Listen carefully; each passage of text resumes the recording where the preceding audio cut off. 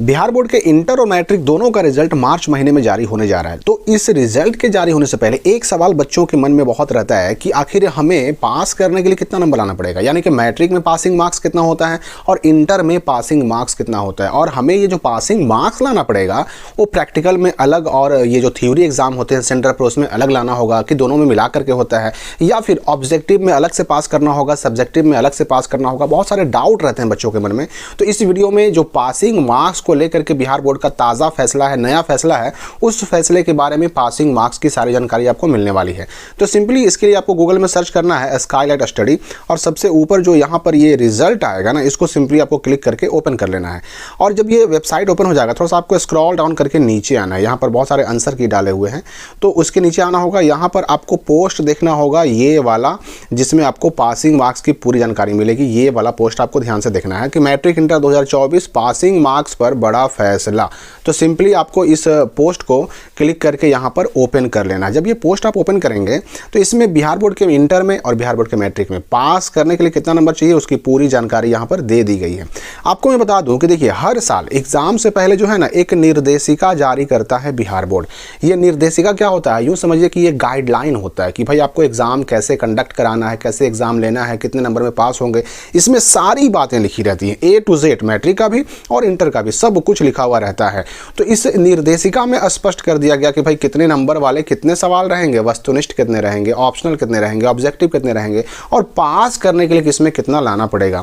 यहाँ पर देखिए स्पष्ट आपको बताया गया है प्रायोगिक वाले विषय में, ये इंटर का है। इंटर में प्रायोगिक यानी जो प्रैक्टिकल वाले सब्जेक्ट होते हैं, आपको पता है कि उसमें भाई 30 नंबर का प्रैक्टिकल होता है और 70 नंबर का सेंटर पे एग्जाम होता है। तो जो प्रैक्टिकल वाले विषय हैं उसमें पास करने के लिए 21 नंबर लाना होगा। अब प्रैक्टिकल वाले कौन कौन हैं, तो आर्ट्स में हो गया ज्योग्राफी, साइकोलॉजी, म्यूजिक, ये सब हैं क्या प्रैक्टिकल वाले सब्जेक्ट। और साइंस में हो गया फिजिक्स, केमिस्ट्री और बायोलॉजी। तो इनमें 70 नंबर का एग्जाम होता है। 70 में आपको कम से कम 21 नंबर लाना होगा।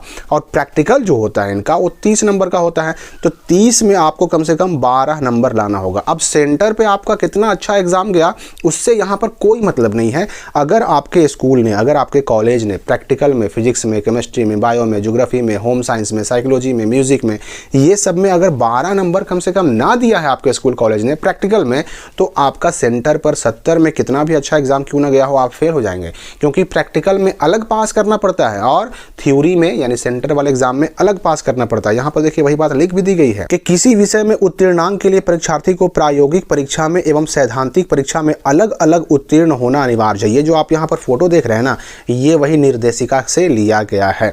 तो इसमें लिख दिया गया कि भाई उत्तीर्ण करना है, पास करना है, तो प्रैक्टिकल में अलग पास करना होगा और सैद्धांतिक यानी जो सेंटर पे एग्जाम होता है 70 नंबर का, उसमें अलग से पास करना होगा।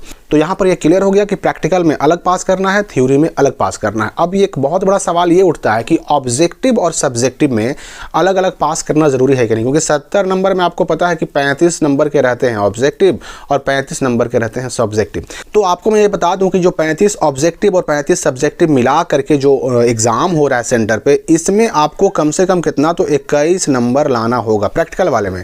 और जिन सब्जेक्ट में प्रैक्टिकल नहीं होता है उनमें आपको 30 नंबर लाना होगा। जैसे मैथ में प्रैक्टिकल नहीं होता है, हिस्ट्री में, पॉलिटिकल साइंस में, इन सब में प्रैक्टिकल नहीं होता है।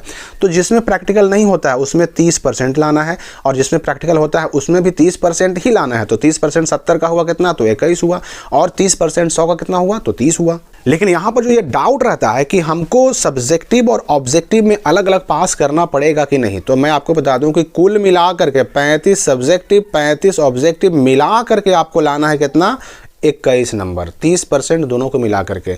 अगर मान लेते हैं कि 35 ऑब्जेक्टिव में से ही आपका 21 नंबर आ गया और सब्जेक्टिव में कुछ भी नहीं आया, तो भी आप फेल नहीं होंगे, आप पास कर दिए जाएंगे। सब्जेक्टिव ऑब्जेक्टिव में अलग अलग पास नहीं करना पड़ता है। और ये रूल मैट्रिक के लिए भी है। मैट्रिक में भी पासिंग परसेंटेज की बात करें, पासिंग मार्क्स की बात करें, तो मैट्रिक में भी पासिंग मार्क्स वही है 30%। अब प्रैक्टिकल वाले सब्जेक्ट रहेंगे तो भाई जाहिर सी बात है कि मैट्रिक में प्रैक्टिकल 20 नंबर का होता है और 80 नंबर का सेंटर में एग्जाम होता है। तो 80 नंबर का ये जो 30% हुआ वो कितना हो गया, 24 नंबर हो गया। यानी कि प्रैक्टिकल वाले साइंस और सोशल साइंस में मैट्रिक वालों को 24 नंबर लाना होगा, और प्रैक्टिकल जो होता है 30 नंबर का, उसके लिए उनको प्रैक्टिकल में कम से कम 9 नंबर लाना होगा, लेकिन इंटर वालों को प्रैक्टिकल में 12 नंबर लाना होगा पास करने के लिए। तो अगर कुल मिलाकर के ओवरऑल हम देखें तो प्रैक्टिकल में अलग पास करना ज़रूरी है, थ्योरी में भी अलग पास करना ज़रूरी है, लेकिन सब्जेक्टिव और ऑब्जेक्टिव क्वेश्चन में मैट्रिक हो चाहे इंटर हो, अलग अलग पास करना ज़रूरी नहीं है, दोनों मिला करके आपको 30% लाना है। इस बात को आप समझ लीजिए। तो फिलहाल इस वीडियो के लिए इतना ही। इसके अलावा कोई अगर डाउट हो आपको तो कमेंट बॉक्स में पूछ सकते हैं। मिलते हैं अगली वीडियो में नई जानकारी के साथ।